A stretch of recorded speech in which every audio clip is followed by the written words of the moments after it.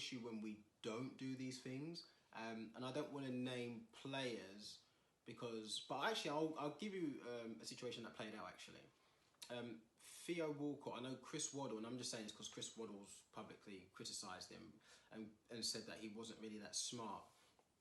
And using the example that Maltz spoke about with Wilshere, is that because it was so easy for him to just literally take on the team and do everything, he created new problems by putting him in different positions. So it made him think about approaching problems in different ways. And football is a game about problem solving.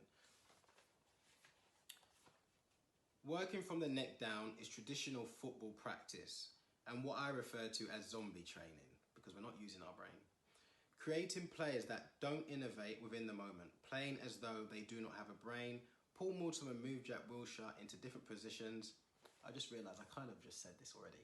All right, so the next part is under the heading, what young players need. So I spoke to players that were tipped as next best thing. I spoke to Flo van den Einden. I hope I said that right, Flo.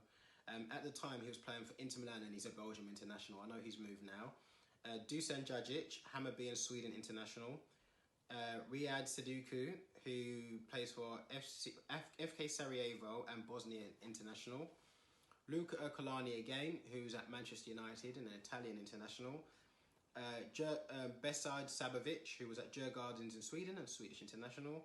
Filip Djurgic, FC Copenhagen and Montenegro international. And Matthew Dennis, Arsenal and England youth international.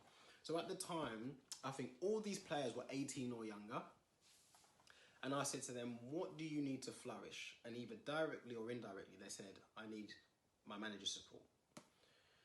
So it's one thing whether we've got a way, whether it be the coach saying, I'm going to do it this way, or even me saying, well, actually, no, I think you should do it that way.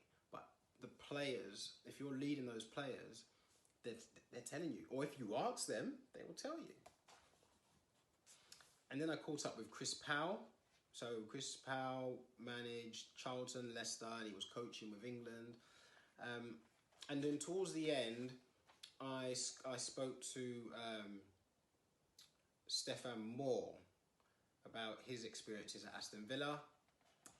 And then, yeah, that's leadership in the Soccology book.